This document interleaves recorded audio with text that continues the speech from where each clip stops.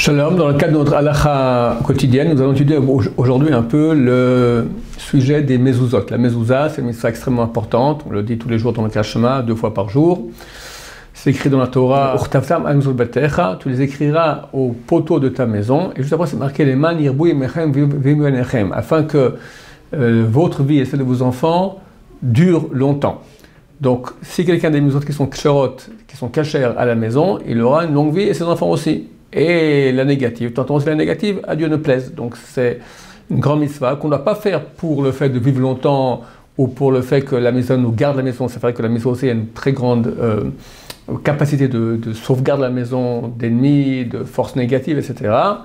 On doit faire la mitzvah parce que Dieu nous a redonné, mais néanmoins savoir que par cela, notre maison et notre vie sont protégées et rallongées. Il y a quelques problèmes avec les mezuzot. D'abord, il faut acheter une mezuzot qui soit cachère. Il faut mettre le prix parce que comme dans chaque chose, il y a du kasher et du non kasher. Ensuite, il faut la mettre à la bonne place. Une mezouza doit être mise pas à l'envers. Des fois, on la roule, on ne sait pas où elle est en bas, et on la met à l'envers. Si on la met à l'envers, c'est pas valable. Donc, il faut bien voir qu'elle soit à l'endroit, le texte lu comme ça, et pas à l'envers.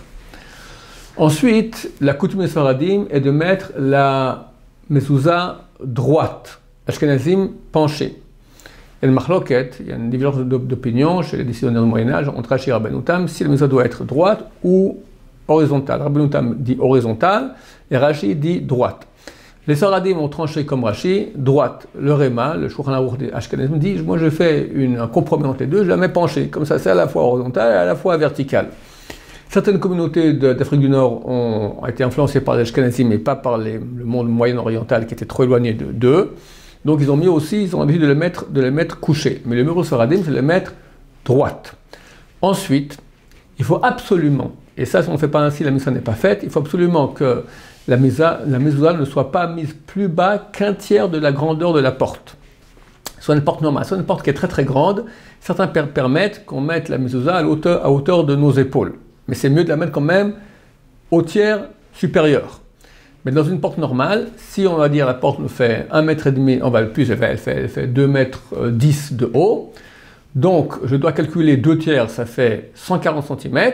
Je dois mettre la mezouza à 140 cm du haut. Parce que encore 70, ça fait donc on a 3 tiers de 70, 70, 70, 70, ça nous fait 2,10 m de haut. Je dois mettre la mezouza au début du tiers supérieur. Ça veut dire 140 et plus, pas plus bas. Il ne faut pas que la mezouza rentre même 1 mm dans 139,9. Ça ne va pas. Il faut qu'elle soit 140 cm ou plus. Le ou plus n'est pas le top non plus. C'est kasher, mais le top, c'est mettre vraiment calculé et mettre vraiment à la bonne hauteur. 140 cm. Allez, on pourrait certains encore un demi mm en plus. Et là, on fixe notre mezouza. Ça, c'est le top. De même, il faudra que la mezouza, a priori, si on n'a pas fait ainsi, c'est valable quand même. Dans le cas des 2 tiers, c'est pas valable. Plus bas que 2 tiers, c'est pas valable. Que dans le cas des portes qui sont très très hautes, comme il y a un certain avis qui dit que ça va à hauteur des épaules. Maintenant, deuxième loi, où là dans tous les cas c'est valable, mais c'est mieux de faire ainsi, de mettre la mezouza dans le tefar, dans le poids, donc 8 cm proche du mur extérieur. Ça veut dire que si maintenant j'ai une entrée, l'entrée elle a une certaine épaisseur, on va dire, j'entre comme ça, il y a un linteau, il y a des poteaux et il y a la porte. Le poteau maintenant il fait 20 cm de large, d'accord?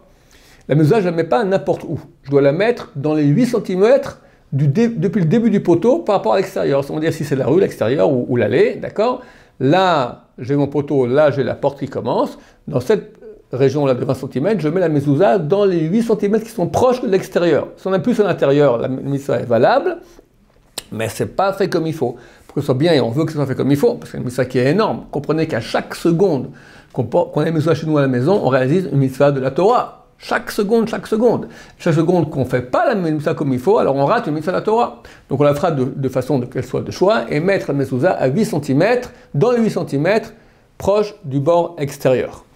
Si on la met à l'intérieur, derrière la porte, c'est valable, à condition qu'on soit encore sous le linteau. Si on n'est déjà pas sous le linteau, c'est déjà plus valable. À plus forte raison, si on met derrière sur le mur comme ça vaut pas rien du tout. Ceux qui ont des problèmes avec les voisinages, qu'on ne peut pas les mezouza, alors c'est bien de creuser dans le poteau, mettre la mezouza et recouvrir, et jusqu'à un petit trou comme ça, par lequel on peut la voir, ou voir le nom de Dieu qui apparaisse, Shin Daled et puis Yud. il faut mettre la mezouza dans toutes les chambres de la maison où il faut la mettre. Donc on ne la met pas aux toilettes, on ne la met pas à la salle de bain, mais tous les endroits où on la met. Il faut qu'il y ait quand même une grandeur, une superficie qui fasse 2 mètres sur 2 en superficie. Ça peut faire 1 mètre sur 3 aussi. Si fait moins, c'est un petit corridor qui fait moins que cela, pas besoin de mettre de mezouza. Si ça fait plus la superficie de 2 sur 2, alors on la met. Mais si c'est 1 sur 3, on la met sans bracha. Donc le mieux c'est mettre avec bracha à l'entrée ou de la chambre à coucher, là c'est clair, et en pensant avec la bracha, rentrer tous les endroits où on doit la mettre sans bracha. Comme ça, parce que s'il y a un doute si on est avec bracha ou pas, donc pour être certain, on la fait avec bracha. On met la maison à un endroit où il faut faire la bracha, et on pense rentrer comme ça les endroits où, où il faut la mettre sans bracha. Il faut le mettre à tous les endroits. Si à un endroit on n'a pas mis, ça, bien qu'on fait la mitzvah dans les autres endroits, néanmoins la protection, c'est comme si maintenant j'ai une protection, mais il y a une brèche. Là, j'ai une mura, mais il y a une brèche. Alors par la brèche peuvent rentrer toutes les forces impures. À quoi ça sert? Ça sert à faire la mitzvah, mais pas comme il faut bien. Alors par ce biais-là, les forces impures peuvent rentrer, nous faire du mal, à Dieu ne plaise. Donc bien faire attention d'acheter des bonnes mezuzot, bien les placer comme il faut. Baruch Adonai, l'olam, amen va amen.